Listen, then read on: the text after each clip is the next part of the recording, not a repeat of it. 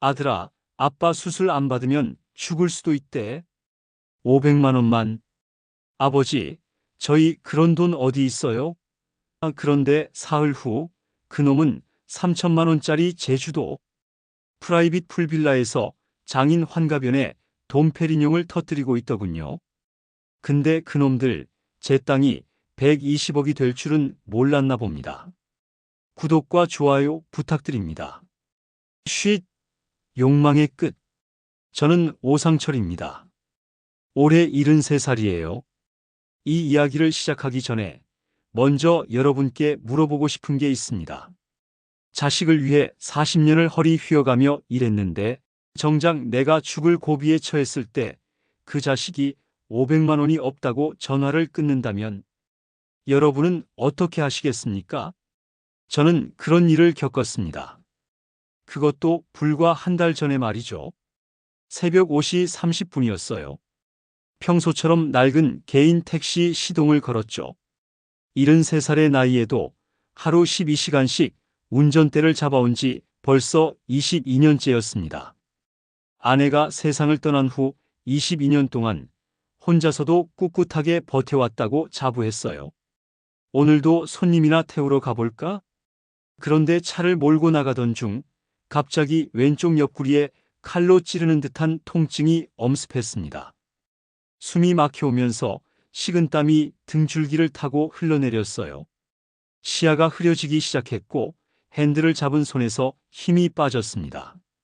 아이고, 이게 뭔 일이지? 간신히 길가에 차를 세우고 가슴을 움켜쥐었지만 통증은 점점 더 심해져만 갔어요. 평생 건강하다고 자부했던 저였지만 이번만큼은 심상치 않았습니다. 떨리는 손으로 119에 전화를 걸었죠. 응급실에 실려간 저는 의식을 잃었다가 몇 시간 후에야 깨어났습니다. 담당 의사 선생이 심각한 표정으로 다가왔어요.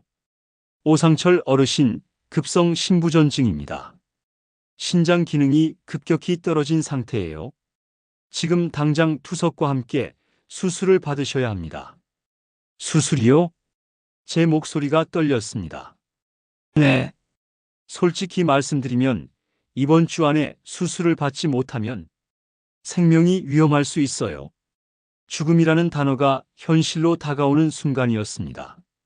그럼 비용이 얼마나 들까요? 행정직원이 대답했습니다. 수술비와 입원비를 합쳐서 650만 원 정도 예상됩니다.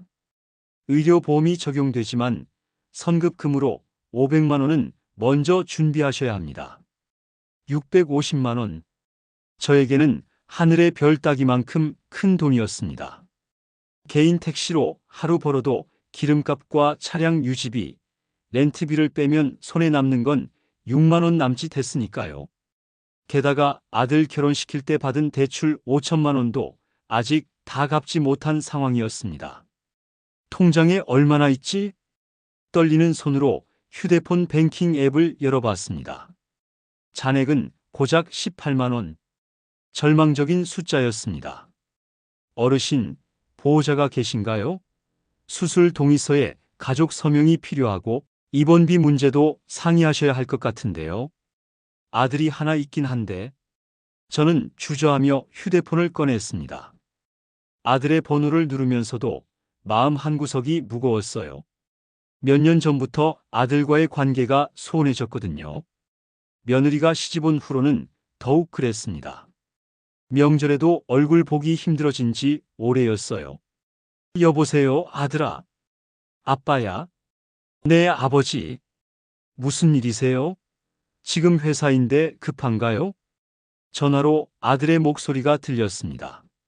하지만 어딘지 차갑고 건성으로 들렸어요. 아빠가 병원에 입원했다. 급성 심부전증이라는데 당장 수술을 받아야 한대. 네? 갑자기 왜요? 어디 병원이세요? 삼성병원이야.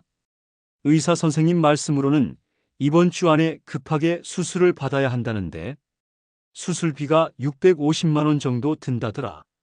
선급금으로 500만 원은 먼저. 전화 너머로 잠시 침묵이 흘렀습니다. 제 가슴이 두근거렸어요. 아들이 뭐라고 대답할지 예상은 했지만 그래도 마지막 희망을 품고 있었습니다. 아버지, 제가 그렇게 큰 돈이 어디 있어요? 무슨 수술인데요? 집에서 그냥 좀 쉬시면 나으실 거예요. 아들의 대답은 예상했던 것보다도 더 냉정했습니다. 제 가슴이 철렁 내려앉았어요. 아들아, 의사 선생님이 그러시는데 죽을 수도 있다고 하셨어. 에이, 아버지. 요즘 의사들이 다 그래요. 괜히 겁주는 거예요. 저도 회사 일로 바쁘고 며느리도 새로운 사업 준비 중이라 빠듯해요. 저는 할 말을 잃었습니다. 평생을 헌신하며 모은 돈 전부를 결혼할 때 아무 망설임 없이 주었던 아들의 냉정한 말투에 가슴이 무너져 내렸어요. 그럼 며느리하고 상의해 볼 수는 없을까? 아버지, 며느리한테 왜 부담을 줘요? 저희도 대출이자 갚느라 힘든 상황이라고요. 그냥 집에서 푹 쉬시면 괜찮아질 거예요. 나이 드시면 몸이 아픈 게 당연한 거 아니에요? 뚝! 전화가 끊어졌습니다. 저는 한참 동안 멍하니 천장만 바라봤어요. 눈물이 볼을 타고 흘러내렸습니다. 그래도 혹시나 하고 절박한 마음에 며느리에게도 직접 전화해 봤습니다. 아버님? 어머, 무슨 일이세요? 며느리의 목소리는 처음부터 불편해하는 기색이 역력했어요. 며느리야, 미안하지만 내가 병원에 입원했는데 수술을 받아야 한대. 650만 원 정도 드는데. 아버님, 수술비 650만 원이라고요? 저희 사정 뻔히 아시면서 어떻게 돈 부탁을 하실 수 있어요? 앞으로 돈 얘기라면 전화하지 말아주세요. 바쁘니까 끊을게요. 툭. 또다시 전화가 끊어지는 소리가 병실에 울렸습니다. 며느리는 무슨 병으로 병원에 갔는지, 얼마나 아픈지 물어보지도 않았어요. 제 마지막 희망도 그렇게 꺾여버렸습니다. 내가 이렇게 키운 자식들이 40년 넘게 호라비로 아들을 위해 허리가 휘도록 일했던 기억들이 주마등처럼 지나갔습니다. 아들 대학 등록금을 마련하려고 밤낮 없이 택시를 몰았던 날들. 아들이 결혼할 때 하나뿐인 아들 잘 살게 해주려고 2억 8천을 대출내서 전세집 마련해 준 일들. 손자 태어날 준비라며 베이비 용품까지 사다 준 것들. 모두 헛된 꿈이었다는 생각이 들었습니다. 담당 간호사가 들어와 걱정스러운 표정으로 말했습니다. 어르신, 가족분들과 상의되셨나요? 내일까지 입원비 선납금을 납부하셔야 하는데요. 네. 좀 더 알아보겠습니다. 거짓말이었습니다. 더 이상 알아볼 곳도 없었고 아들에게 다시 연락할 용기도 없었어요. 그날 밤 저는 잠을 이룰 수 없었습니다. 아들과 며느리의 냉정한 말들이 귓가에서 맴돌았고 죽음에 대한 공포가 엄습했어요. 창밖으로는 다른 환자 가족들이 밤늦게까지 간병하는 모습이 보였습니다. 나는 왜 혼자일까? 하지만 그때 저는 아직 몰랐습니다. 바로 내일 아들과 며느리가 보여줄 진짜 충격적인 배신이 기다리고 있다는 것을 말이죠. 다음 날 오후 저는 병실 침대에 누워 창밖을 바라보고 있었습니다. 어젯밤 한숨도 못 잤던 탓에 눈꺼풀이 무겁게 내려앉았어요. 수술비 마련은 고사하고 내일까지 납부해야 하는 입원비 선급금 500만 원조차 막막한 상황이었습니다. 어르신, 면회 오셨어요. 저는 깜짝 놀라며 고개를 돌렸습니다. 혹시 아들이나 며느리가 마음을 바꿔서 온 건 아닐까 하는 기대가 살짝 들었어요. 하지만 병실 문을 열고 들어온 건 옆집에 살던 순자 할머니였습니다. 상철 씨, 어쩌다 이런 일이? 순자는 과일 한 봉지를 들고 안타까운 표정으로 다가왔어요. 저는 고개를 돌려 창밖을 바라보며 씁쓸하게 웃었습니다.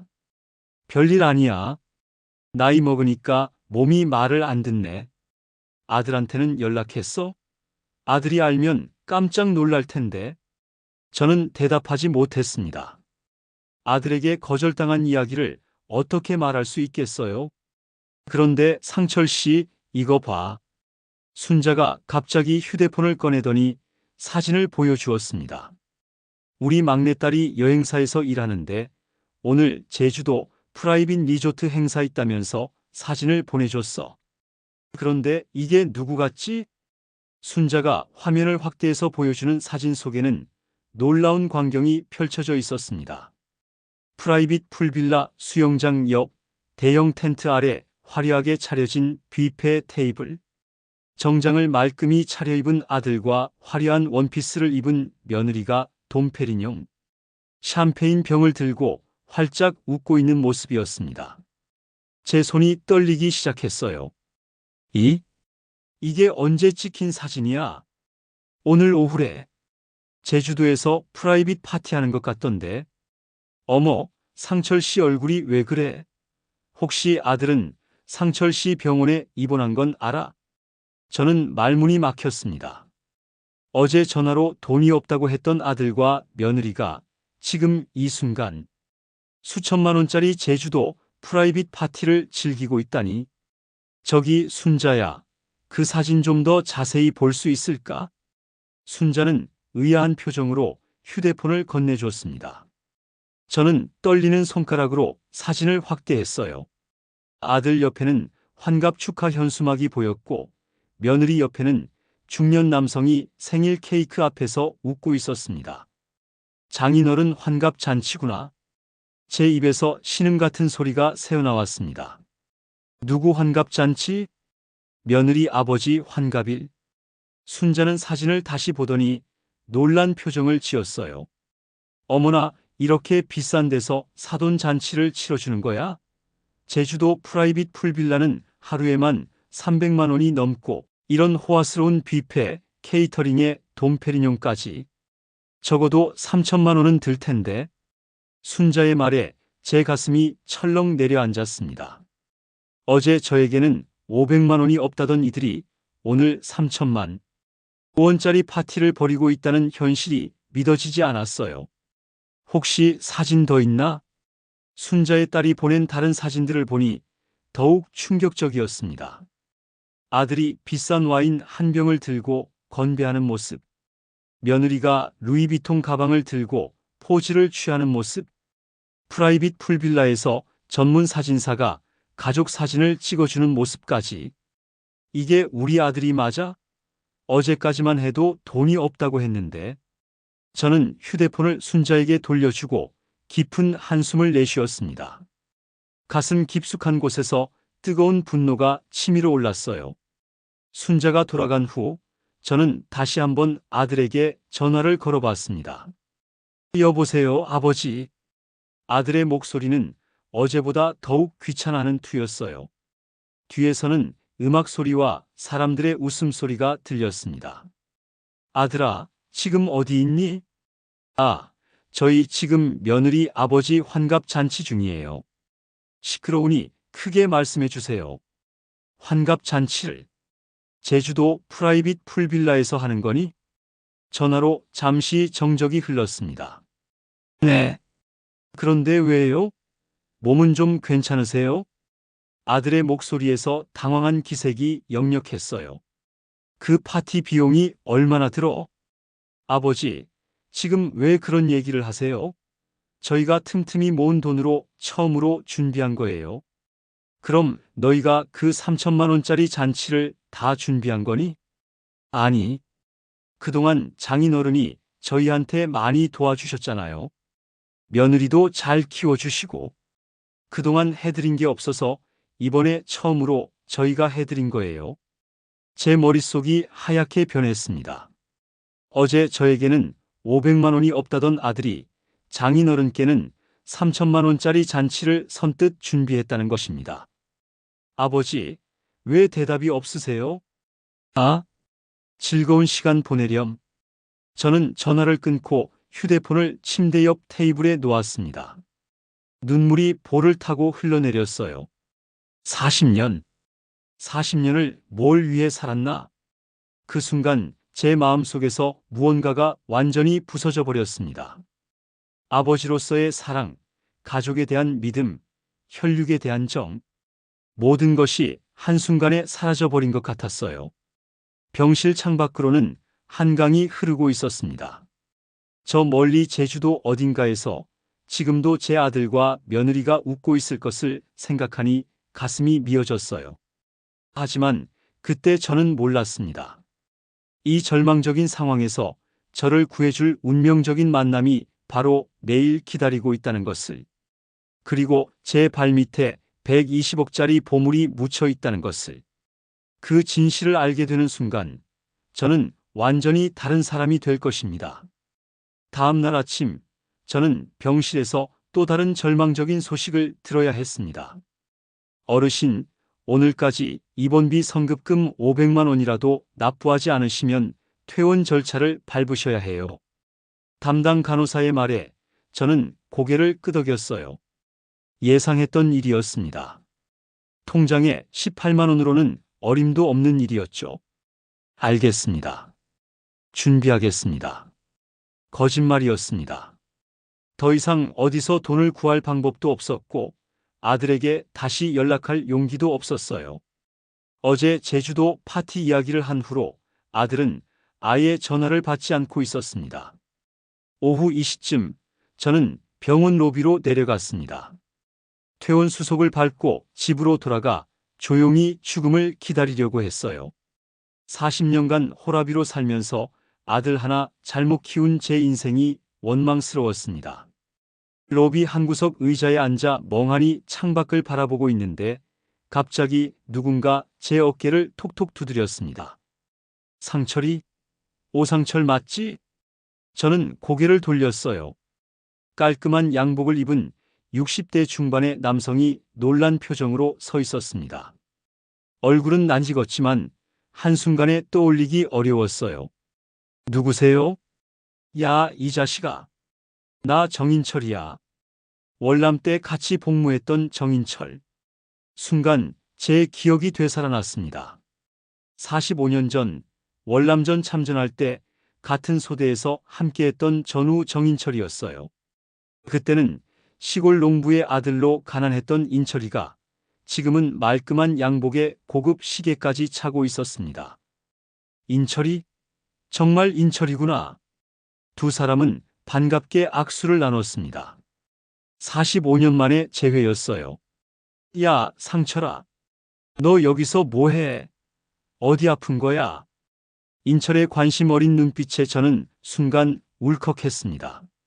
아들조차 저를 외면하는 상황에서 45년 만에 만난 전우가 보여주는 따뜻함이 고마웠어요. 별거 아니야. 몸이 좀 안 좋아서. 무슨 별거 아니야. 얼굴이 이렇게 상해 있는데. 무슨 병이야? 인철은 저를 자세히 살펴보더니 심각한 표정을 지었습니다. 급성 신부전증이래. 수술을 받아야 하는데. 수술? 그럼 빨리 받아야지. 왜 여기 앉아 있어? 저는 대답하지 못했습니다. 돈이 없어서 수술을 못 받는다는 말을 어떻게 할 수 있겠어요? 응. 이제 곧 받을 예정이야. 아직 앞에 수술할 사람이 있어서 순서 기다리고 있어. 인철은 제 망설이는 대답에 뭔가 이상함을 느꼈는지 잠시 기다리라고 하더니 병원 직원과 뭔가 얘기를 나눴습니다. 얘기가 끝난 듯 하더니 인철이 저에게 다가와 물었어요. 설마 돈 때문에? 인철의 날카로운 질문에 저는 고개를 떨궜습니다.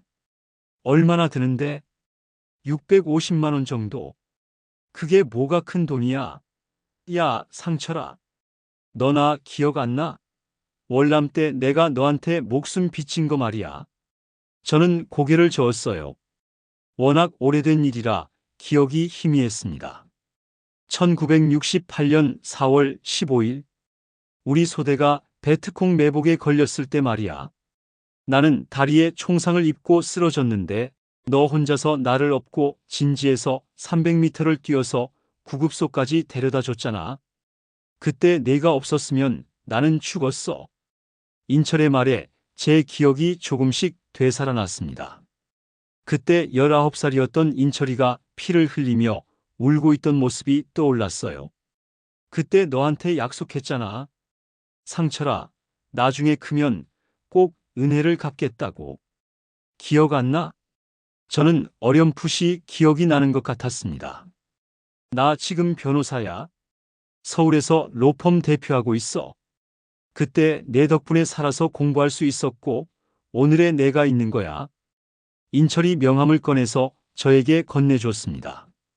정인철 종합법률사무소 대표 변호사라고 적혀 있었어요. 인철아, 너 정말 대단하구나. 야, 무슨 소리야? 다 내 덕분이야. 그런데 지금 내 은인이 돈 때문에 수술을 못 받는다고. 말이 되냐? 인철은 즉시 휴대폰을 꺼내서 어디론가 전화를 걸었습니다. 여보세요, 김 과장. 나 정인철이야. 지금 삼성병원 신장내과에 김영호 의사 있지? 내 친구 수술비 문제 해결해야 하는데. 응, 650만 원. 바로 처리해줘. 저는 깜짝 놀라며 인철의 팔을 붙잡았어요. 인철아, 안 돼. 그렇게 큰 돈을? 야, 상철아. 내가 지금까지 번 돈이 얼마인지 알아? 너 없었으면 한 푼도 못 벌었어. 이건 당연한 거야. 인철은 다시 전화를 걸어서 병원 원무과와 이야기를 시작했습니다. 10분도 안 되어서 모든 것이 해결되었어요. 다 됐다. 내일 오전에 수술 받으면 돼. 저는 믿을 수 없다는 표정으로 인철을 바라봤습니다. 인철아, 정말 고마워. 어떻게 갚지? 갚긴 뭘 갚아? 내가 평생 너한테 빚진 채로 살았는데. 두 사람은 병원 카페로 이동해서 커피를 마시며 45년간의 이야기를 나눴습니다. 인철은 전역 후 야간 대학을 다니며 사법고시에 합격했고 지금은 서울에서 가장 큰 로펌 중 하나를 운영하고 있다고 했어요. 그런데 상철아, 가족들은 뭐 하고 있어? 아들 있다고 했잖아. 인철의 질문에 저는 말문이 막혔습니다. 어제까지의 일들이 생생히 떠올랐어요. 바빠서. 바쁘다고? 아버지가 죽을 수도 있는 수술인데. 저는 결국 어제부터의 일들을 모두 이야기했습니다. 아들과 며느리가 수술비를 거절한 것. 바로 다음날 3천만 원짜리 제주도 프라이빗 파티를 벌인 것. 장인어른 환갑 잔치 때문에 그런 일이 일어난 것까지. 인철의 표정이 점점 굳어졌어요. 잠깐만. 3천만 원짜리 잔치를 해주면서 아버지 수술비 650만 원은 없다고 했다고. 그래. 이런 개자식들이 있나? 인철의 목소리에 분노가 담겨 있었습니다. 그런데 상철아, 재산은 하나도 못 모은 거야? 땅이나 집 같은 거. 그러게 말이야. 어떻게 살다 보니 그렇게 됐네. 현금은 하나도 없고 집은 전세고 땅이 하나 있긴 한데 개발 제한 구역이라 별 가치가 없어. 개발 제한 구역? 어디에? 순간 인철의 얼굴이 번뜩이면서 물었습니다. 저는 땅의 위치를 설명했어요. 경기도 외곽 그린벨트 지역이라고. 인철의 눈빛이 달라졌습니다. 상철아, 혹시 그 땅이 얼마나 넓어? 4,000평 정도. 왜? 인철은 즉시 휴대폰으로 어디론가 전화를 걸기 시작했습니다. 여보세요, 김 의원님. 나 정인철입니다. 혹시 다음 달 도시계획위원회에서 논의될 개발 제한 구역 해제 지역이? 네, 맞습니다. 그 지역 맞아요?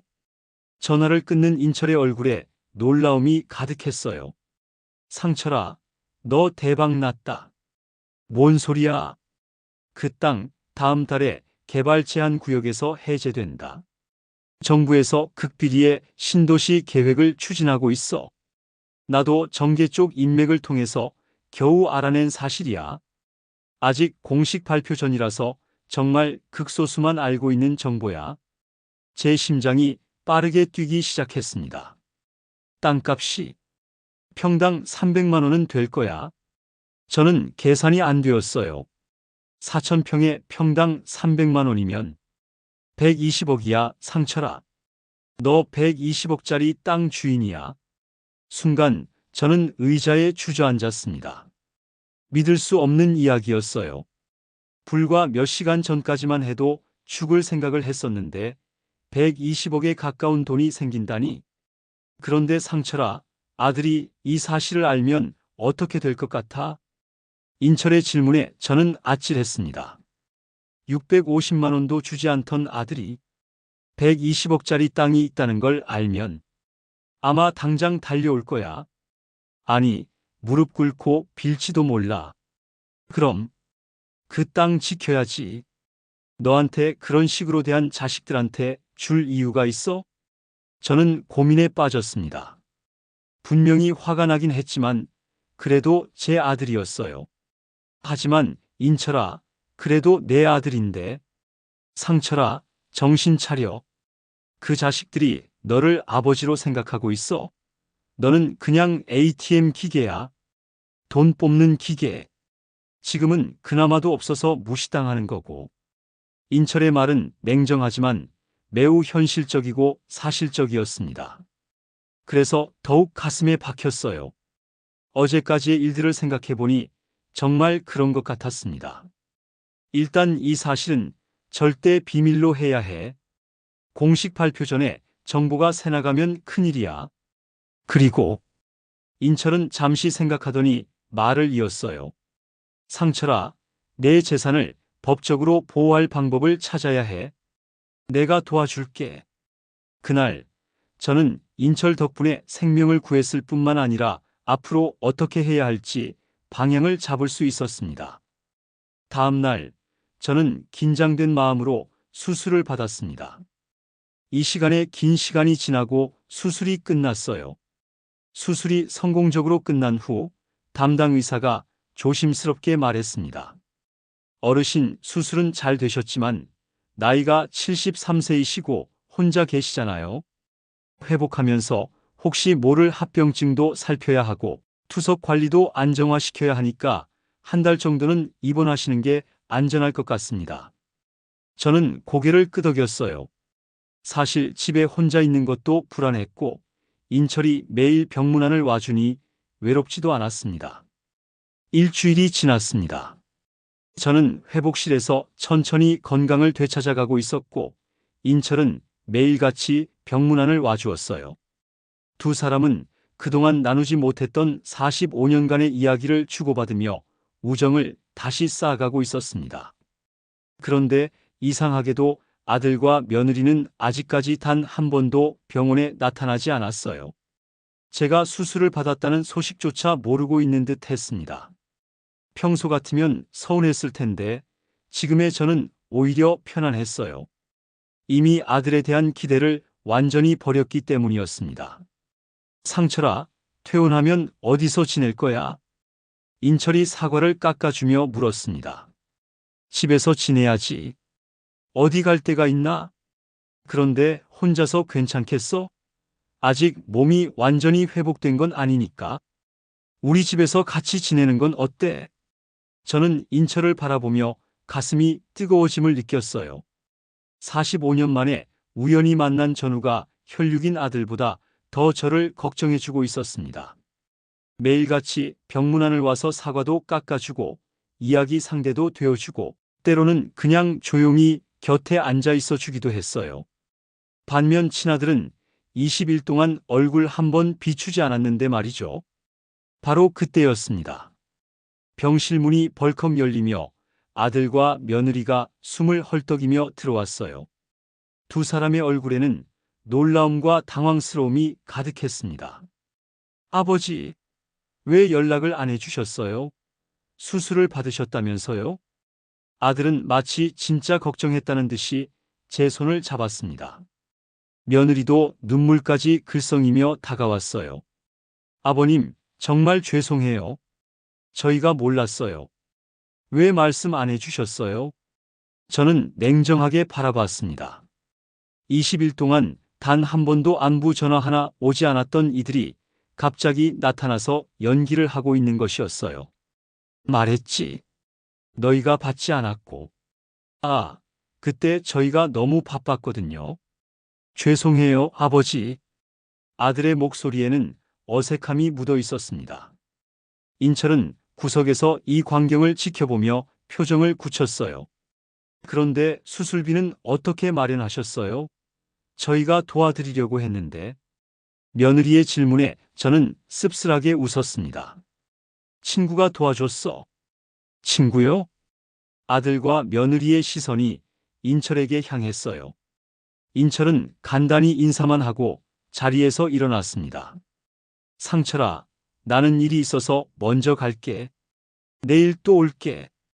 인철이 나간 후 아들과 며느리는 갑자기 태도가 달라졌습니다. 진짜 관심사가 무엇인지 드러내기 시작한 거예요. 아버지, 그 친구분이 변호사라던데. 어떤 분이세요? 옛날 전우야. 전우요? 아, 그럼 꽤 친한 사이시겠네요.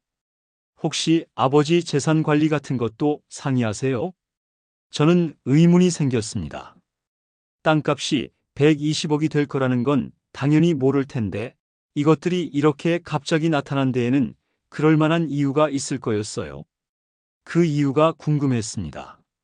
저는 대답하지 않고 창밖을 바라봤어요. 그 후로 며칠 동안 아들과 며느리는 매일 병원에 나타났습니다. 하지만 저를 진심으로 걱정하는 것 같지는 않았어요. 오히려 인철에 대해서만 계속 물어봤고 제 재산에 대한 이야기를 넌지시 꺼내곤 했습니다. 아버지, 혹시 시골에 있는 땅 말인데 요즘 부동산이 많이 올랐다던데 감정평가 같은 거 받아보셨어요? 왜? 개발 제한 구역 땅인데 무슨 감정평가? 아니, 나중에 상속세 문제도 있고 미리 정리해 두시는 게 좋을 것 같아서요. 저는 아들의 속내를 훤히 알 수 있었어요. 수술비 650만 원도 아까워했던 이들이 갑자기 상속세를 걱정하는 것이 뭔가 급하게 돈이 필요하다는 것을요. 며칠 후 아들은 더욱 노골적으로 나왔습니다. 아버지, 저희가 알아봤는데 요즘 원룸에 시설 좋은 곳도 많이 있어요. 아버지 어차피 혼자 사시니 그렇게 넓은 아파트에 혼자 전세로 사실 필요 없으시잖아요. 며느리도 거들었어요. 맞아요, 아버님. 요즘 사기꾼들이 많잖아요. 혼자 계시면 위험해서. 친구분들 계신 시설 좋은 요양원도 많이 있대요. 저희가 도와드릴게요. 저는 이들의 진짜 의도를 확실히 알 수 있었습니다. 갑자기 효자효부로 변신한 이들의 목적은 오직 하나. 혹시나 대출이 가능할 수도 있는 땅과 아파트 전세금이었어요. 참, 대답할 가치도 없는 것들이었습니다. 그날 저녁 인철이 병문안을 왔을 때 저는 이 모든 상황을 털어놓았어요. 인철아, 너 말이 맞았어. 진짜 ATM 기계 취급하는구나. 당연하지. 그런데 상철아, 중요한 게 있어. 혹시 그 땅에 대한 정보가 새어나가면 절대 안 돼. 아직 공식 발표 전이라서 정보가 흘러나가면 큰 문제가 될 수 있어. 그럼 어떻게 해야 하지? 일단 절대 입 밖에 내지 마. 그리고 혹시 아들이 그 땅에 손을 대려고 하면 즉시 연락해. 내가 법적으로 보호해 줄게. 저는 고개를 끄덕였습니다. 한 달간의 입원 생활을 마치고 집으로 돌아온 지 나흘이 지났습니다.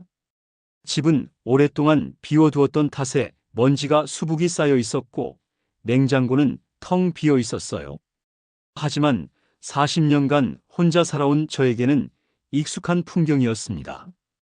인철은 퇴원 후에도 꾸준히 안부를 물어왔어요. 이틀에 한 번씩은 전화를 걸어 몸은 어떤지, 불편한 것은 없는지 세심하게 챙겨주었습니다. 반면 아들과 며느리는 병원에서 전세금 이야기를 한 후로는 소식이 없었어요. 저는 오히려 다행이라고 생각했습니다. 그날 오후 인철이 과일 한 봉지를 들고 제 집을 찾아왔습니다. 상철아, 집에서 지내니까 어때? 불편한 거 없어? 괜찮아. 집이 제일 편하더라. 두 사람은 거실에 앉아 차를 마시며 이런저런 이야기를 나눴어요. 인철은 요즘 법무법인 일이 바쁘다며 대기업 상대로 하는 소송들이 연달아 들어와서 정신이 없다고 했습니다. 그런데 상철아, 그 땅 이야기 말인데. 인철이 목소리를 낮추며 말했습니다. 아직도 아무한테 말 안 했지? 당연하지. 누구한테 말하겠어? 그래, 잘했어. 정말 조심해야 해. 이런 정보가 새어나가면 큰일이야. 인철이 주변을 둘러보더니 더욱 조심스럽게 말을 이어갔어요. 내가 어제 국토부 쪽 친구한테 확인해 봤는데 다음 달 20일에 공식 발표 예정이래. 그때부터 땅값이 하늘로 치솟을 거야. 그럼 정말 120억이 되는 거야? 120억은 기본이고 위치가 워낙 좋으니까 130억도 넘을 수 있어. 4,000평에 평당 350만 원까지도 가능하다더라. 정말이야? 정확한 건 이따가 만나서 자세하게 얘기해 준다고 했으니까 내가 문자로 알려줄게. 인철이 시계를 보더니 자리에서 일어났습니다. 상철아, 나 사무실에 급한 일이 있어서 먼저 갈게. 소식 들으면 바로 연락할게. 그래, 고마워. 인철이 떠난 후 몇 시간이 지났습니다. 저는 저녁 준비를 하려다가 냉장고가 비어 있는 것을 보고 한숨을 쉬었어요. 그때 핸드폰에서 문자 소리가 났습니다. 인철에게서 온 문자였어요. 다음 달 20일 국토부 개발 토지 발표 예정. 평당 350만 원은 기본이고 400만 원도 갈 수 있다더라. 4,000평이니 최소 140억은 될 것 같다. 축하한다, 상철아. 저는 문자를 읽고 또 읽었습니다. 140억이라는 숫자가 믿어지지 않았어요. 40년간 개인 택시를 몰고 한 푼도 안 써도 10억도 벌기 힘든 돈이었습니다. 바로 그때였습니다. 현관문에서 벨소리가 났어요. 아버지, 저희예요. 아들과 며느리의 목소리였습니다. 저는 핸드폰을 식탁에 내려놓고 문을 열어주었어요. 왜 또 왔니? 아버지, 저녁 드셨어요? 안 드셨을 것 같아서 음식 해드리러 왔어요. 며느리가 큰 봉지를 들고 들어왔습니다. 아들도 과일 한 상자를 들고 있었어요. 괜찮다? 대충 먹을게. 아니에요, 아버지. 몸조리 잘하셔야죠. 두 사람은 부엌으로 가서 부산하게 음식을 준비하기 시작했습니다. 저는 거실 소파에 앉아 이들의 모습을 지켜봤어요. 며느리가 물을 가져다 드리려고 식탁으로 왔을 때 우연히 제 핸드폰 화면이 켜져 있는 것을 보았습니다. 문자창이 열려 있었고 인철의 문자 내용이 고스란히 보였어요. 며느리의 눈이 커졌습니다. 순간 숨이 멎을 것 같았어요. 140억, 평당 400만 원, 4,000평. 이게 도대체 무슨 소리인지. 며느리는 떨리는 손으로 물컵을 저에게 건네주었습니다. 아버님, 물 드세요. 며느리의 목소리는 떨리고 있었어요. 저는 며느리를 유심히 봤습니다. 뭔가 이상하다는 걸 느꼈지만 확신은 없었어요. 며느리가 물을 건네는 동안 저는 핸드폰을 주머니에 넣었습니다. 며느리는 물을 건넨 후 부엌으로 돌아가 아들의 어깨를 톡톡 쳤어요. 여보, 잠깐.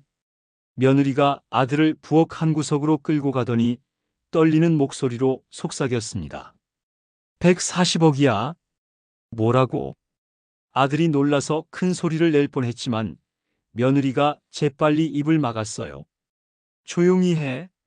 아버지 핸드폰에 문자 왔는데 그 변호사가 보낸 거야. 평당 400만 원, 4,000평이니까 140억이래. 다음 달에 토지개발구역 정보 발표가 있대. 내 두 눈으로 똑똑히 봤어. 아들의 얼굴이 하얗게 변했습니다. 140억. 제주도 프라이빗 파티 비용 3천만 원이 문제가 아니었어요. 자신들의 빚 문제가 아니라 평생 만져볼 수도 없는 돈이었습니다. 두 사람은 서로를 바라보며 눈빛을 교환했어요. 이제 정말로 아버지에게 잘해야 한다는 생각이 들었습니다. 아니, 잘하는 정도가 아니라 무릎 꿇고라도 용서를 빌어야 한다는 생각이 들었어요. 여보, 우리 지금부터 정말 잘해야 돼. 알았지? 당연하지. 140억이야. 140억. 아버지, 밥 다 됐어요. 그 후로 아들과 며느리는 매일같이 저를 찾아왔습니다. 아침에는 미역국을 끓여다 주고, 점심에는 반찬을 가져다 주고, 저녁에는 함께 식사하며 안부를 물었어요. 예전과는 180도 달라진 모습이었습니다. 아버지, 몸은 어떠세요? 불편한 거 없으시죠? 혈압약은 잘 드시고 계시죠? 저희가 매일 확인해 드릴게요. 아버지, 이거 건강에 좋다고 해서 사왔어요. 꼭 드세요. 며칠이 지나다 보니 저도 약간 당황했습니다. 그토록 차갑게 굴던 아들과 며느리가 갑자기 이렇게 극진하게 모시니 진짜인가 헷갈릴 때도 있었어요.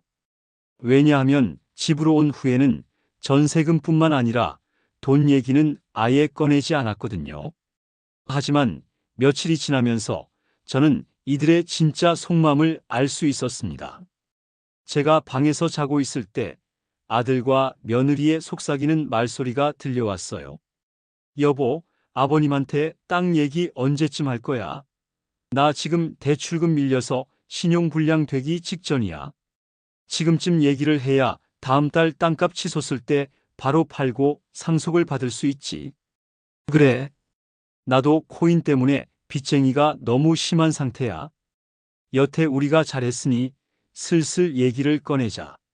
아, 생각만 해도 너무 설렌다. 자기는 아버님 외아들이니까 140억 전부 상속해 주시겠지? 저는 이 대화를 듣고 치를 떨었습니다. 이것들이 제 핸드폰에 있는 인철의 문자를 몰래 봤던 거고, 제 땅이 한 달 뒤면 140억의 가치가 있다는 걸 이미 알고 있었던 거죠. 저는 본인의 어리석음에 분노했어요. 그렇게 속고도 또 마음이 살짝 흔들릴 뻔했다는 사실에 말이에요. 마음 한구석에 어렸을 때 제게 온 힘이 되었던 아들의 모습이 어른거려 현실을 외면하려 했던 것이었는지도 모릅니다. 그게 아마 자식이라는 존재인 것 같았어요. 하지만 이제 본격적으로 그들의 본심이 나오기 시작했습니다. 며칠 후 아들이 넌지시 화제를 꺼냈어요. 아버지, 그런데 혹시 시골에 있는 땅 이야기 좀 들어볼 수 있을까요? 왜? 아니, 아버지 혼자 계시니까 저희가 관리를 도와드리려고요. 요즘 부동산 사기도 많고 며느리도 거들었습니다. 맞아요, 아버님. 요즘 농지 땅값이 많이 올랐다던데 혹시 감정평가라도 받아보셨어요? 저는 속으로 씁쓸하게 웃었어요. 결국 이들의 관심사는 오직 돈뿐이었습니다. 140억이라는 액수를 알게 된 후로 이렇게 극성스럽게 모시는 것이었어요. 글쎄, 잘 모르겠네. 저는 시치미를 뗐습니다. 아들과 며느리는 더욱 조급해졌어요. 아버지, 그런데 요즘 개발 제한 구역 해제된다는 소문이 있던데 혹시 아버지 땅도 해당되는 거 아니에요? 몰라. 그런 거. 아버지, 저희가 알아볼까요? 만약 해제되면 땅값이 엄청 오를 텐데. 며느리의 목소리에는 간절함이 묻어났어요. 그때 저는 결심했습니다. 이들이 탐욕에 눈이 멀어 어디까지 갈 수 있는지 끝까지 지켜보기로 말이에요. 며칠 동안 제 집에는 과하리만치 정갈한 밥상이 이어졌습니다. 반찬은 날이 갈수록 늘어났고 약통은 색깔별로 줄이 맞춰졌어요. 며느리는 장바구니를 들고 제 집처럼 드나들었고 아들은 출근 전 혈압계를 꺼내 조심스레 커프를 감았습니다. 정겨운 손길처럼 보였지만 저에게는 그 손끝에서 맥박이 뜻밖의 빠르게 뛰는 것이 느껴졌어요. 다정함 속에 숨은 조급함이었습니다. 그날 저녁 저는 숟가락을 내려놓고 천천히 숨을 골랐습니다. 얼굴에는 오래 생각한 결론이 얹혀 있었어요. 그만하거라.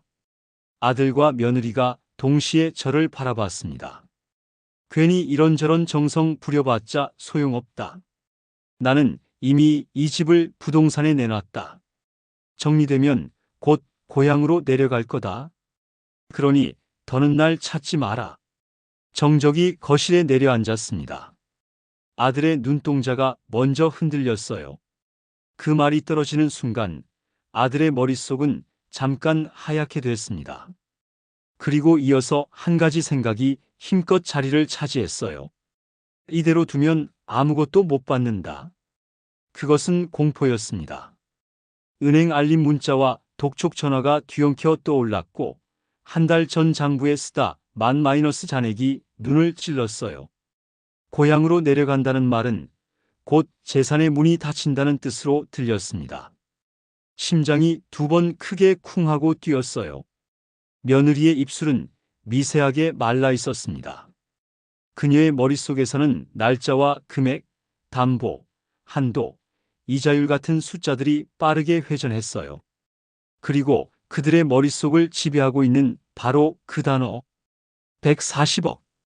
뚜렷하게 읽힌 문자 내용을 잊지 않고 있었습니다. 발표, 평당, 140억 같은 단어들이 선명했어요. 돈을 놓치면 영영 손을 못 댈지도 모른다는 두려움이 억지 미소를 천천히 지워버렸습니다. 아들은 억눌렀던 말을 터뜨리듯 입을 열었습니다. 뭐라고요? 집을 내놨다고요? 고향으로 내려간다고요? 제 목소리는 차갑고 단호했어요. 그래. 더 이상 너희 눈치 보면서 살고 싶지 않다. 아버지가 아무리 마음대로 해도 그렇지. 그 땅은 저도 다 압니다. 개발 제한 풀린다는 얘기 다 들었습니다. 아들의 목소리가 커졌어요. 어차피 아들은 저 혼자 아닙니까? 저에게 상속해 주실 땅 아닌가요? 말을 뱉고 나니 그의 어깨가 조금 올라갔습니다. 확신이라기보다 몰린 끝에 던진 마지막 줄 같았어요. 며느리가 곧바로 말을 받았습니다. 목소리는 낮췄지만 속도는 빨랐어요. 아버님, 저희가 모르는 줄 아셨어요? 이미 알아봤습니다. 이 집도 고향 땅도 미리 정리하시면 세금도 줄고 절차도 깔끔해요. 아버님은 도장만 찍으시면 됩니다. 어차피 아들한테 전부 상속해 주실 거잖아요. 저는 두 사람을 차갑게 노려봤습니다. 한참 동안 말없이 바라보다가 마침내 굳은 목소리가 터져 나왔어요. 내가 병원에서 수술비 650만 원이 없어서 죽을 수도 있다고 했을 때 너희들은 어떻게 했니? 제 목소리는 떨리고 있었습니다. 냉정하게 전화를 끊었지. 그런데 바로 사흘 후 너희 장인어른 환갑 잔치에는 3천만 원을 쏟아부었더라. 그건 그 잘난 명품 가방 들고 돈페리뇽 터뜨리며 웃던 사진 다 봤다. 그 입으로 지금 상속을 얘기한다고. 제 목소리가 점점 커졌어요. 도대체 너희 가슴에 양심이라는 게 있긴 하냐? 뻔뻔한 것도 정도가 있지. 너희 같은 철면피는 내 살아생전 처음 본다. 그 말의 순간 거실은 얼어붙은 듯 조용해졌습니다. 아들의 입술이 파르르 떨렸고 며느리의 눈빛에는 잠시 흔들림이 스쳤어요. 그러나 이내 두 사람은 다시 목소리를 높이며 억지를 부리기 시작했습니다. 아들의 호흡이 거칠어졌습니다. 그는 한 발 다가섰어요. 머릿속에서는 계산과 공포가 서로 목을 조르고 있었습니다. 오늘 설득하지 못하면 내일 은행 창구에서 고개를 숙이게 될 자신이 선명하게 떠올랐어요. 그냥 모든 게 끝인 것 같았습니다. 아버지, 지금은 감정이 아니라 현실적으로 생각하세요. 저희도 사정이 있었습니다. 아들의 목소리는 떨리고 있었어요. 아버지, 제발 아들 좀 살려주세요. 상속 절차 지금 하시죠. 미루면 정말 손해예요. 저희가 다 준비해놨어요. 며느리는 준비해온 서류 봉투를 꺼내 식탁 위에 올렸습니다. 종이의 모서리가 유난히 반듯했어요. 인감증명, 위임장, 포괄위임장, 등기 관련 동의서가 순서대로 가지런히 놓였습니다. 며느리는 서류에 빨간색 서명란을 손끝으로 톡톡 짚었어요. 여기에요. 여기 5군데만 도장 찍어주시면 됩니다. 아버님이 직접 뛰실 일 전혀 없어요. 저희가 다 하겠습니다. 저는 서류를 보며 씁쓸하게 웃었습니다. 너희가 나를 왜 이토록 극진히 모셨는지 이제 알겠다. 괘씸한 것들. 뻔뻔한 것도 정도가 있어야지. 아버지, 당장 나가. 아들의 마음 한구석이 움찔했습니다. 부끄러움이 아주 잠깐 고개를 들었지만 곧 막다른 골목의 초조함이 그 감정을 밀어냈어요. 그는 목소리를 더 높였습니다. 아버지, 저도 아들 아닙니까? 남 주실 거 아니잖아요. 시간이 없어요. 지금 결정하셔야 합니다. 며느리의 눈매가 더 날카로워졌어요. 그녀는 손등으로 이마에 잔땀을 닦고는 한껏 부드러운 어투를 얹었습니다. 그러나 문장 끝에는 단단한 설득의 못이 박혀 있었어요. 아버님, 이 기회 놓치면 다 손해예요. 발표 전에 움직여야 유리합니다. 아버님도 편하시고요. 가족끼리 좋은 게 좋은 거죠. 저는 지팡이를 짚고 일어섰습니다. 등이 곧게 펴졌어요. 당장 나가라는 말 안 들리냐? 더는 너희 꼴 보고 싶지 않다. 오늘로 다 끝이다. 제 목소리는 단호했습니다. 오늘로써 너 오정민, 넌 내 아들이 아니다. 말의 끝이 또렷하게 끊겼어요. 아들의 귀에 끝이라는 단어가 박혔습니다. 그는 거의 반사적으로 제 어깨를 붙잡았어요. 아버지, 설마 정말로? 아들의 손에는 힘이 들어갔습니다. 손바닥에 느껴지는 뼈의 각이 놀랍도록 가벼웠어요. 그 가벼움이 오히려 그를 더 세게 만들었습니다. 아버지, 도장만 찍으시면. 며느리도 서류를 들고 바짝 붙었어요. 그녀의 손끝이 잔뜩 긴장에 떨렸습니다. 저는 몸을 비틀어 손을 뿌리쳤습니다. 그 순간 서로의 팔과 어깨가 얽혔고 지팡이가 바닥을 굴렀어요. 발치에 있던 장롱이 밀리며 철물 고리가 부딪히는 날카로운 소리가 났습니다. 균형이 무너졌고 제 머리가 어딘가에 부딪히는 둔탁한 충격이 거실을 가르듯 울렸어요. 쿵! 시간이 눌린 듯 잠깐 멈췄습니다. 며느리의 숨이 멎는 듯 끊겼고 아들의 눈동자가 커졌어요. 바닥에 한쪽 손을 짚고 앉은 제 얼굴이 새하얗게 보였습니다. 제 숨이 한번 거칠게 흔들렸어요. 머리에서는 끈적한 액체가 흘러내렸습니다. 피었어요. 며느리가 가장 먼저 소리를 냈습니다. 아버님, 그러니까 고집 부리지 마시고 도장만.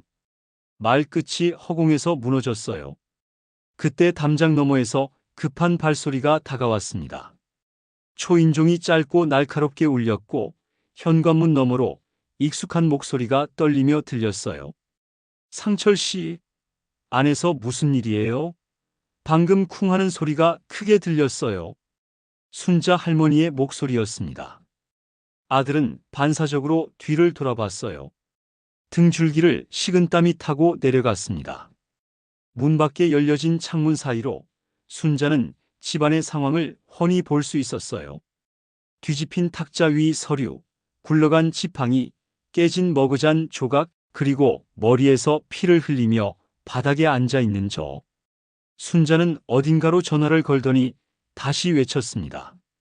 숨이 가빴어요. 여보세요? 경찰이죠? 여기 성수동 하늘 아파트인데요. 지금 큰 소리가 나고 노인이 넘어지신 것 같아요. 네, 빨리 좀 와주세요. 아들은 며느리를 봤습니다. 며느리의 입술이 하얗게 질렸어요. 그녀는 본능적으로 서류를 긁어모으며 목소리를 낮췄습니다. 여보, 정리해. 빨리. 멀리서 사이렌 소리가 아주 작게, 그러나 분명히 들려오기 시작했습니다.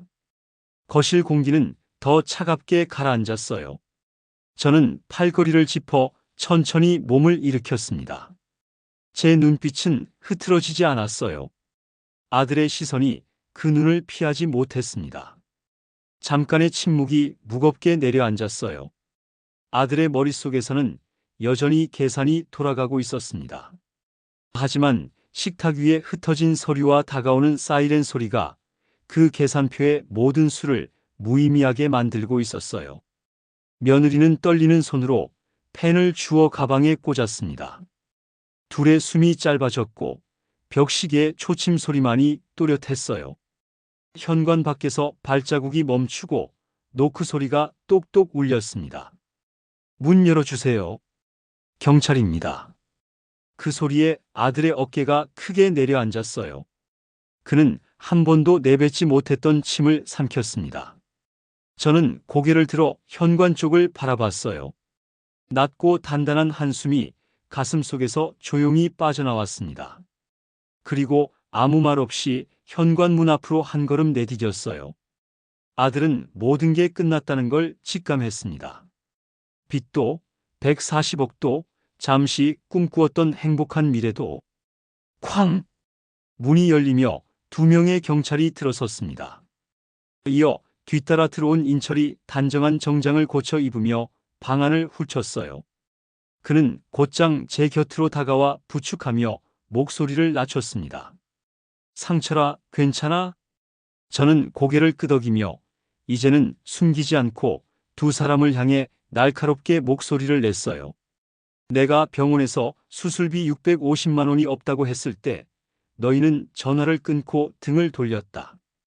그런데 바로 사흘 후 사돈 환갑에 3천만 원을 쏟아부었더라. 제 목소리는 떨렸지만 단호했습니다. 금목걸이에 루이비통 가방, 돔페리뇽까지. 그리고서 뻔뻔하게 서류를 들이밀고 그게 안 되니 아버지를 힘으로 밀어버린다고. 아버지, 그건 너희가 그러고도 사람 새끼들이냐? 제 목소리가 거실에 울렸어요. 앞으로 나에겐 자식이고 며느리고 없다. 그리 알고 다시는 찾아오지 말거라. 찾아오면 노인학대로 당장 감방에 쳐넣어 줄 테니. 순간 아들의 얼굴이 파랗게 질리며 굳어졌어요. 며느리는 숨을 고르지 못한 채 손가락 끝만 달달 떨었습니다. 경찰은 방안을 둘러보며 단호하게 말했어요. 이 정도면 충분히 재물 손괴와 폭행 미수 혐의가 성립됩니다. 피해자분이 원하시면 현행범으로 체포하겠습니다. 아들은 다급히 손사래를 치며 외쳤습니다. 아닙니다. 오해입니다. 저희는 그냥 가족끼리 대화를 하던 겁니다. 그 순간 인철이 서류 가방을 열어 두꺼운 서류 뭉치를 꺼냈어요. 식탁 위에 탁 소리가 울리며 올려진 문서들이 모두의 시선을 사로잡았습니다. 저는 정인철 변호사입니다. 이분의 법률 대리인으로 이미 모든 절차를 마쳤습니다. 인철의 목소리는 차갑고 명확했어요. 오상철 씨의 재산은 전부 공익신탁으로 출연되었고 그 과정은 영상 공증까지 완료되었습니다. 법적으로 아들과 며느리인 두 분은 단 한 푼도 청구할 권리가 없습니다. 인철은 잠시 멈추고 두 사람을 차갑게 바라봤어요. 혹시나 이 말에 희망을 가지고 계실까봐 알려드립니다. 아들은 얼굴이 새하얗게 질리며 서류를 낚아채려 했습니다. 거짓말이에요. 아버지가 혼자 이런 결정을 내리실 리가 없어요. 꼬드김을 당한 겁니다. 그러나 인철은 눈 하나 깜짝하지 않고 단호히 받아쳤어요. 의사 확인 영상이 있습니다. 법적으로 이상 명백할 수가 없죠. 며느리는 마지막 희망처럼 제 앞에 무릎을 꿇었습니다. 아버님, 저희가 잘못했습니다. 한 번만, 단 한 번만 용서해 주세요. 이제부터는 정말 잘하겠습니다. 그러나 제 눈빛은 차갑게 식어 있었어요. 너희가 날 버린 건 이미 지나간 일이 아니다. 내가 죽는다 해도 외면하던 너희가 지금 와서 무슨 자식 노릇을 하겠다고 고개를 숙이느냐. 아들의 눈에 마지막 분노가 번졌습니다. 아버지, 친자식을 길거리로 내쫓으시겠습니까? 저는 무겁게 고개를 끄덕였어요. 길거리로 내몬 건 내가 아니다. 내가 먼저 내 목숨을 저울질하며 사돈집 잔치에 웃고 떠들었지. 그날로 너는 이미 내 아들이 아니었다. 순간 아들의 무릎이 풀리며 힘없이 바닥에 주저앉았습니다. 며느리는 눈물을 흘리며 얼굴을 가렸어요. 경찰은 곧장 두 사람의 양팔을 붙잡으며 단호하게 말했습니다. 이제 그만하시죠. 두 분은 경찰서로 함께 가셔야겠습니다.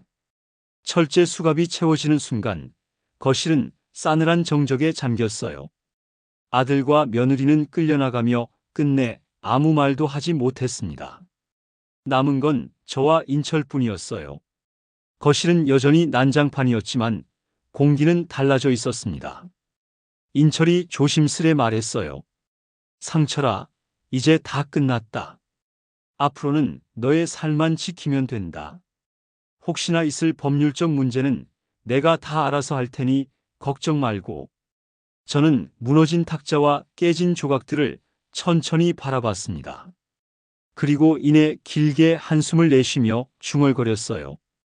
다 잊고 이 집도 팔아버리고 고향으로 내려가야겠네. 이제라도 늦지 않았어. 인철이 제 어깨를 토닥여 주었습니다. 며칠 뒤 오래 머물던 집에는 낯선 부동산 중개인의 발걸음이 오갔습니다. 거실 가득 차 있던 낡은 가구와 책장, 오랜 세월의 흔적들은 하나둘 정리되어 나갔어요. 저는 마지막으로 집안을 한 바퀴 둘러보며 깊은 숨을 내쉬었습니다. 오상철, 이제 그만하면 충분했다고. 그동안 고생 많았다고. 이 집은 여기까지라고. 스스로에게 말했어요. 열쇠를 반납한 날, 저는 인철과 함께 고향 마을로 내려갔습니다. 산과 들이 둘러싼 시골 마을은 젊은 날의 기억을 떠올리게 했어요. 바람은 한결 부드러웠고 논두렁 길에는 풀벌레 소리가 가득했습니다.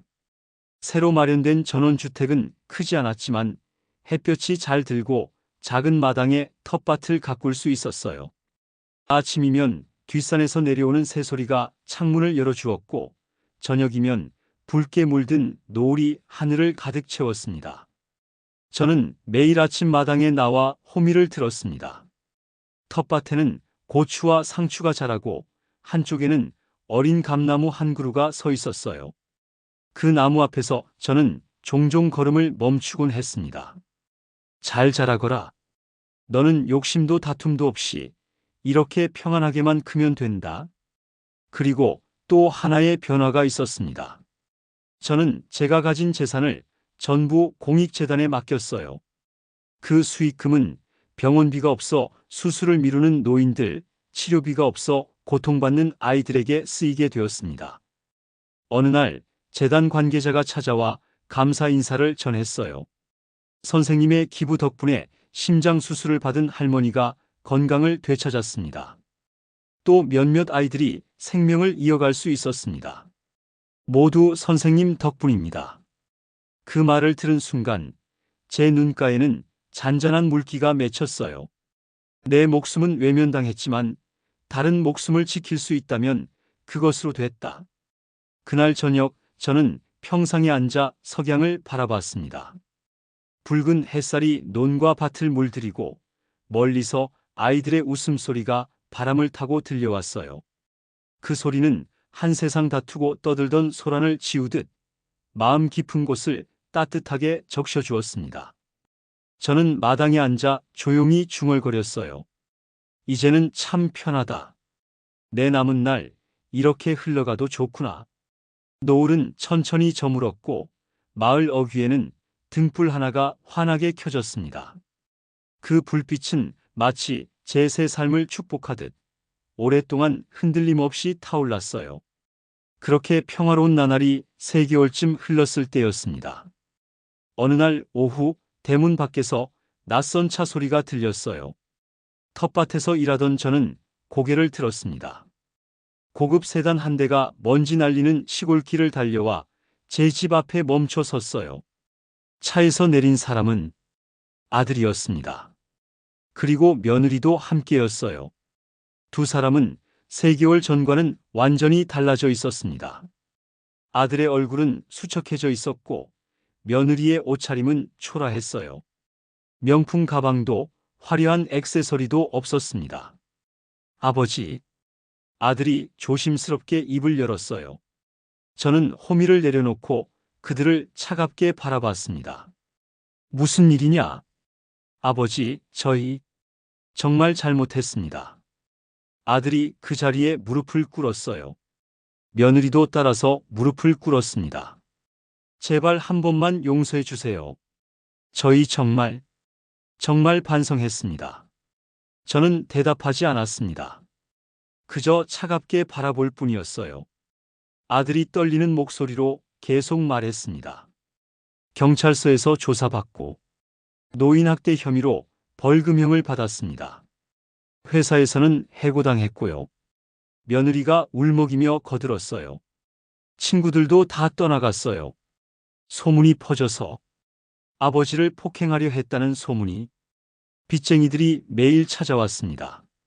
집도 빼앗기고 지금은 고시원에서 살고 있어요. 아들의 목소리는 절박했습니다. 아버지, 저희 정말 잘못했습니다. 이제야 깨달았어요. 아버지가 얼마나 소중한 분이셨는지. 저는 여전히 말이 없었어요. 돈 달라는 거 아닙니다. 정말입니다. 그냥 아버지 아들로 다시 받아주세요. 제발요. 아들이 이마를 땅에 대고 절을 했습니다. 며느리도 따라서 절을 했어요. 한참을 그렇게 있다가 저는 입을 열었습니다. 다 들었다. 아들이 고개를 들었어요. 희망에 찬 눈빛이었습니다. 하지만 제 다음 말은 그 희망을 완전히 짓밟았어요. 그런데 그게 나랑 무슨 상관이냐? 아버지, 내가 죽을 고비에 처했을 때 너희는 전화를 끊었다. 병원에 20일 동안 입원해 있을 때 너희는 단 한 번도 찾아오지 않았다. 제 목소리는 차갑고 단호했어요. 그리고 140억이라는 돈 때문에 갑자기 나타나서는 힘으로 나를 밀치고 서류에 도장을 찍으라고 강요했지. 그건 저희가 정말 미쳤었어요. 미쳤든 안 미쳤든 나는 이미 너희를 용서할 생각이 없다. 저는 호미를 다시 들고 텃밭으로 돌아섰어요. 돌아가라. 그리고 다시는 오지 마라. 아버지, 아버지. 뒤에서 아들이 울부짖는 소리가 들렸습니다. 하지만 저는 돌아보지 않았어요. 그날 저녁 인철이 찾아왔습니다. 상철아, 오늘 아들이 다녀갔다며? 응. 어떻게 알았어? 동네 이장님한테 들었어. 무릎 꿇고 빌었다던데? 저는 고개를 끄덕였어요. 그런데 안 받아줬어. 당연하지. 인철이 잠시 망설이더니 말했습니다. 상철아, 나는 내 결정을 지지해. 그런데 한 가지만 말해줄게. 뭔데? 용서는 내 마음이야. 하지만 용서하지 않는 것도 내 권리야. 그걸 누구도 뭐라 할 수 없어. 저는 인철을 바라봤어요. 나는 용서 같은 거 안 할 거야. 그놈들한테 한 번 당하면 또 당해. 나는 그렇게 호락호락한 사람 아니야. 알아. 그래서 내가 지지한다는 거야. 두 사람은 평상에 나란히 앉아 석양을 바라봤습니다. 그리고 6개월이 더 지났습니다. 어느 날 인철에게서 전화가 왔어요. 상철아, 드디어 공식 발표 났다. 뭐가? 내 땅 말이야. 개발 제한 구역 해제되고 신도시 계획 확정됐어. 평당 가격이 420만 원까지 올랐어. 저는 계산을 해봤습니다. 4,000평에 평당 420만 원이면 168억이었습니다. 그런데 상철아, 그 땅 어떻게 할 거야? 팔 거야? 아니. 제 대답은 단호했어요. 안 팔아. 그냥 그대로 둘 거야. 왜? 팔면 또 돈 문제로 머리 아플 거 아니야? 나는 지금 이대로가 좋아. 168억이고 뭐고 필요 없어. 인철이 웃었습니다. 역시 너답다, 상철아. 그로부터 1년이 지났습니다. 어느 날 우편함에 편지 한 통이 들어 있었어요. 아들에게서 온 편지였습니다. 저는 한참을 망설이다가 편지를 열어봤어요. 아버지께 1년 반 동안 연락도 못 드리고 지냈습니다. 저는 지금 작은 공장에서 일하고 있습니다. 며느리도 식당에서 서빙 일을 하고 있고요. 빚은 조금씩 갚아가고 있습니다. 앞으로 10년은 걸릴 것 같습니다. 아버지, 이제 저는 알 것 같습니다.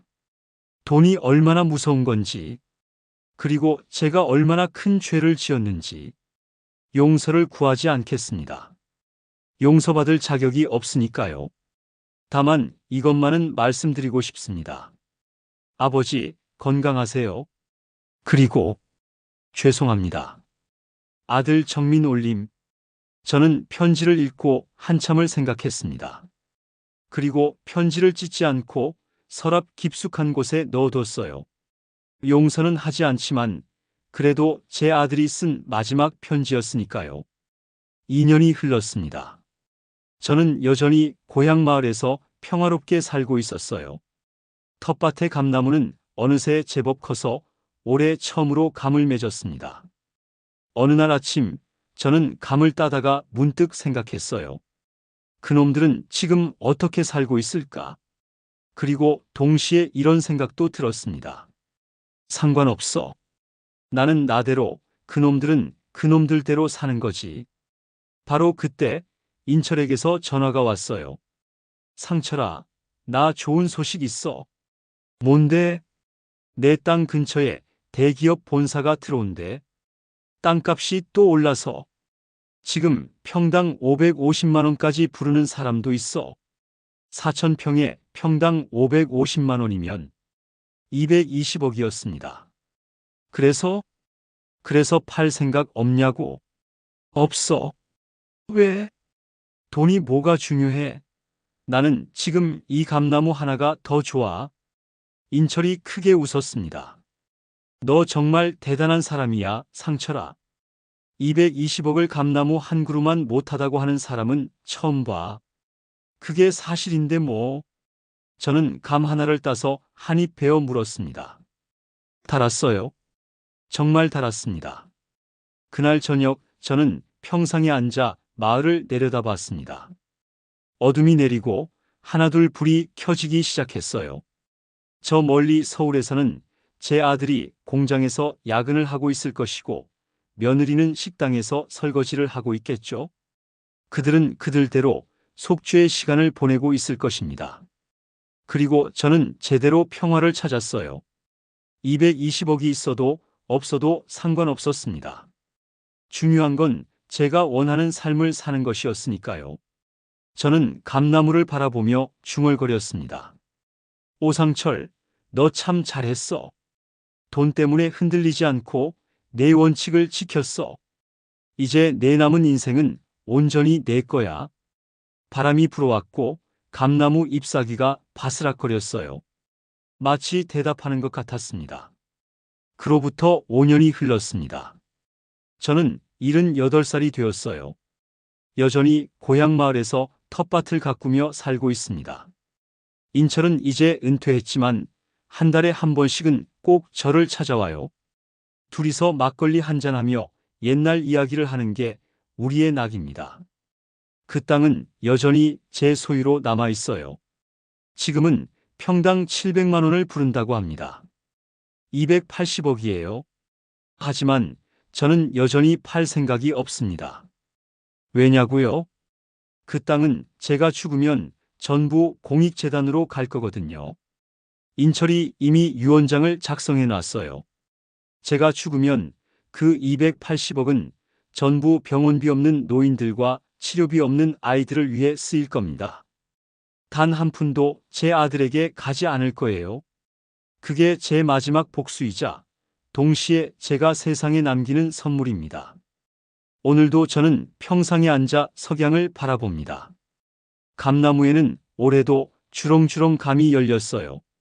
저는 그 감을 따서 동네 이웃들에게 나눠줍니다. 할아버지, 감 정말 맛있어요. 아이들이 웃으며 말해요. 그 웃음소리를 들으면 저는 생각합니다. 아, 이게 진짜 행복이구나. 280억보다 더 값진 게 바로 이거구나. 끝까지 함께 해주신 분이 계시다면 어디서 듣고 계시는지 댓글로 남겨주세요. 때로는 단호한 결단이 우리 삶을 지켜주는 순간이 있습니다. 돈보다 중요한 건 자존심이고 재산보다 중요한 건 평화입니다. 여러분께도 후련하고 평안한 날들이 찾아오시기를 바랍니다. 구독과 좋아요는 다음 이야기를 이어가는 큰 힘이 됩니다. 늘 건강하시고 따뜻한 하루 되시기를 바랍니다. 감사합니다.